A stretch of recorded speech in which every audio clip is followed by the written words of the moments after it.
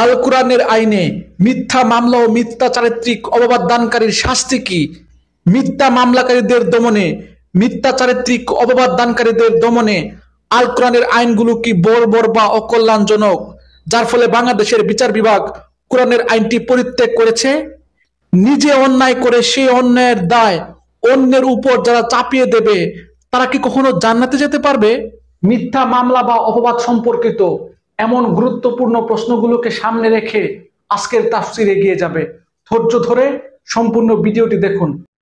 আপনি যদি চান কোরআনের আলো ও কোরআনের সৌন্দর্য সবার কাছে ছড়িয়ে যাক, তবে ভিডিওতে লাইক দেবেন, কমেন্ট করবেন এবং চ্যানেলটি সাবস্ক্রাইব করে পাশে থাকবেন। স্বাগত মহাগ্রন্থ আল কোরআনের ধারাবাহিক তাফসীরে।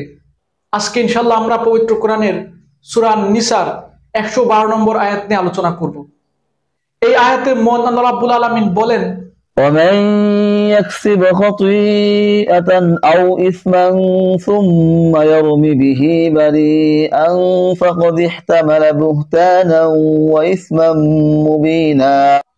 যে ব্যক্তি একটি অন্যায় বা পাপ কাজ করলো, কিন্তু সে দোষ সে চাপিয়ে দিল একজন নির্দোষ ব্যক্তির উপর, এই কাজের ফলে সে প্রকৃতান্তে সাংঘাতিক একটি অপবাদ ও জঘন্য গুনাহের বোঝা নিজের ঘাড়ে উঠিয়ে নিল। আলহামদুলিল্লাহ, চমৎকার একটি আয়াত।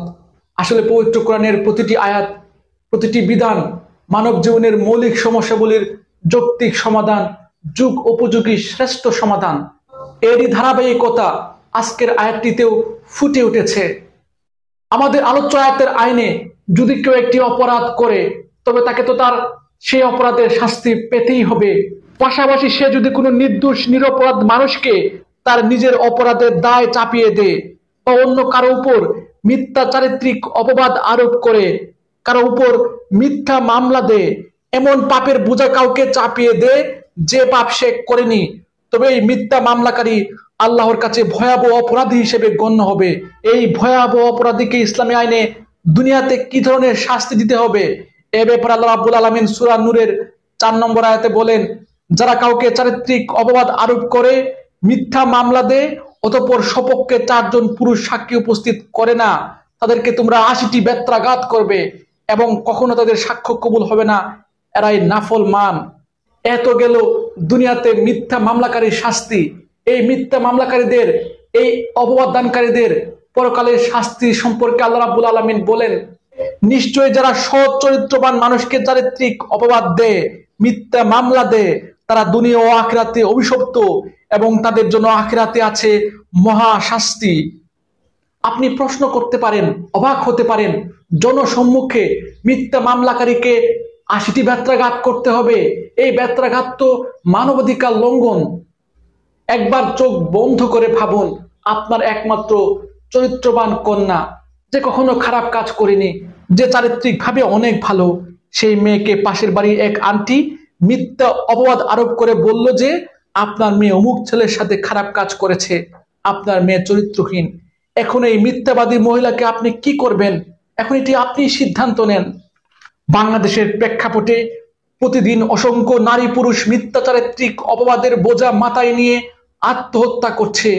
আদালতে গিয়ে দেখবেন হাজার হাজার মানুষ মিথ্যা মামলার শিকার হয়ে বছরের পর বছর জেল কাটছে, মিথ্যা মামলায় পড়ে সর্বশান্ত হচ্ছে, এমনকি মিথ্যা মামলায় ফাঁসিতে পর্যন্ত মানুষ ঝুলছে।